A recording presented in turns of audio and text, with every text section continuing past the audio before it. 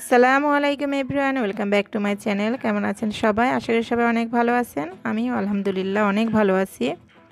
তো আজকে আরেকটি নতুন ব্লগ নিয়ে আসলাম আপনাদের মাঝে শেয়ার করব বলে। তো আমি একটি রান্না শেয়ার করব আপনাদের মাঝে। তো আমি আজকে পাবদা মাছ ভুনা করব, তার রেসিপি আপনাদেরকে দেখাবো। তো আমি এখানে কিছু পাবদা মাছ ধুয়ে কেটে পরিষ্কার করে নিয়েছি।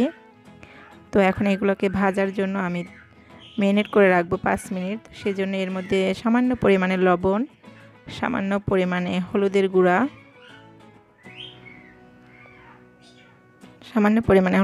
দিয়ে দিলাম। তারপরে দিয়ে দিতে হবে সামান্য একটু সরিষার তেল।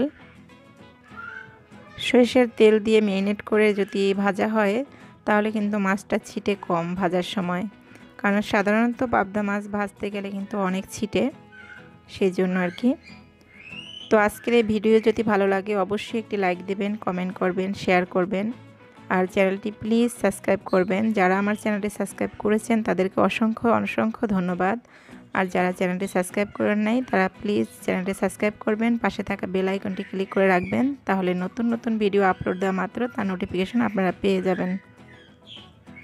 তো 5 মিনিট পরে আমি ফিরে আসলাম ভাজার জন্য। তো একটি ফ্রাই প্যানে তেল দিয়ে দিলাম।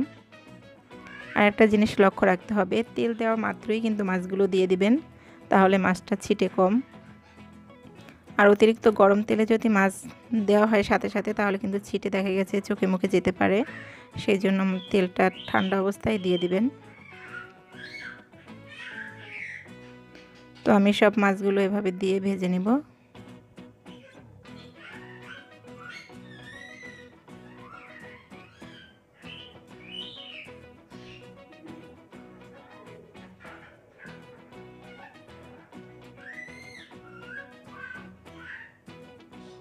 তো আমার এক সাইড ভাজা শেষ, এখন মাছের অন্য সাইডটা ভেজে নিচ্ছি।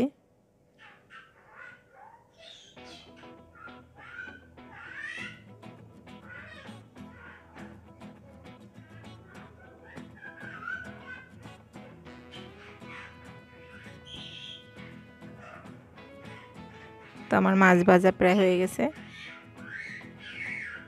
এখন একটি কড়াইয়ের মধ্যে পরিমাণ মতো তেল দিয়ে হাফ কাপ পেঁয়াজ কুচি দিয়ে দিচ্ছি।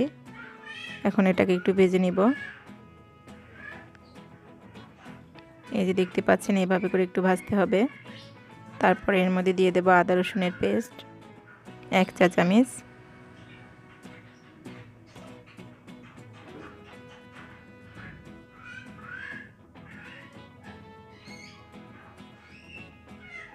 এরপরে দিতে হবে পরিমাণ মতো লবণ।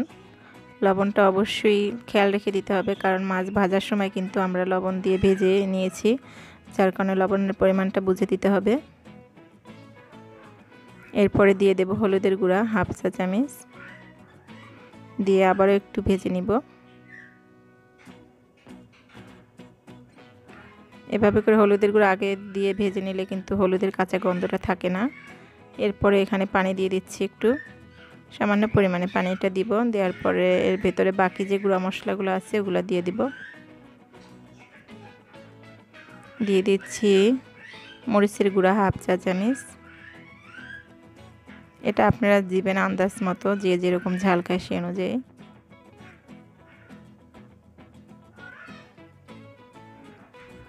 দিয়ে দিচ্ছি জিরার গুঁড়া 1/2 চা চামচ।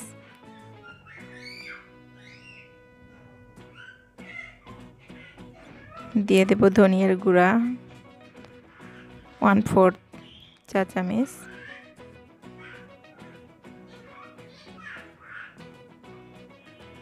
এরপর এটাকে ভালো করে কষিয়ে নেব। 3-4 মিনিট ধরে কষাতে হবে, ভালো করে একটু কষিয়ে নেব।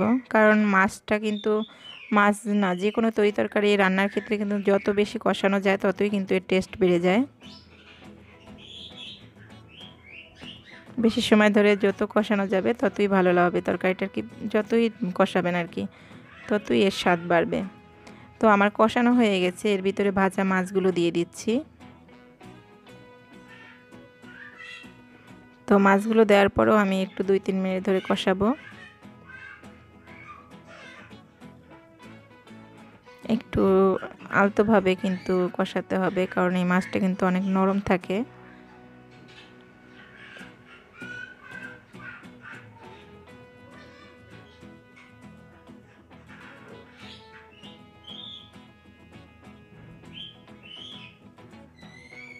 তো এভাবে করে কষিয়ে নিচ্ছি।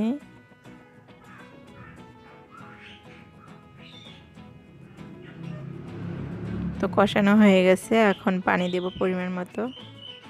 পানির পরিমাণটা বেশি লাগবে না, কারণ যেহেতু আমার মাছটা আগে ভেজে নিয়েছি, এই জন্য কিন্তু রান্নার জন্য অত বেশি পানি দিতে হবে না। ভুনা ভুনা করার জন্য যতটুকু প্রয়োজন অতটুকুই দিচ্ছি। তারপরে এর মধ্যে দিয়ে দেবো 3-4টার মতো কাঁচামরিচ। কাঁচামরিচটা পুরো চিড়ে দিব না, শুধু মুখের কাছে একটু চিড়ে দেবো, বোঁটার কাছে আর কি।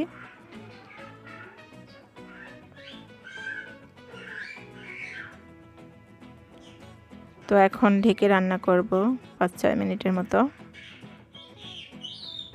ঝোলটা যতক্ষণে গাঢ় না হয় ততক্ষণ পর্যন্ত রান্না করব আর কি।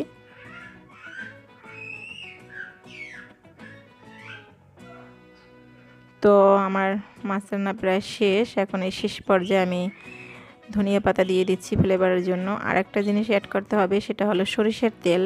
রান্নার শেষ পর্যায়ে সামান্য পরিমাণে যদি সরিষার তেল মাছের উপরে দিয়ে দিন, তারপরে 2-1 মিনিট পরে নামানো যায়, তাহলে কিন্তু এর টেস্ট আরও বেড়ে যাবে। আর সরিষার তেলের যে এক্সট্রা একটা ফ্লেভার, ওইটাও কিন্তু এই তরকারি থেকে বের হবে, খুবই ভালো লাগবে। তো ফাইনালি আমার রান্নাটা শেষ। তো আবারও বলছি, কেমন হয়েছে আজকের ভিডিও। আজকের এই ভিডিও যদি ভালো লাগে অবশ্যই লাইক দিবেন, কমেন্ট করে জানাবেন সবাইকে, এটাই আমার অনুরোধ। তো সবাই ভালো থাকবেন, সুস্থ থাকবেন। আজ এই পর্যন্তই। আল্লাহ হাফেজ।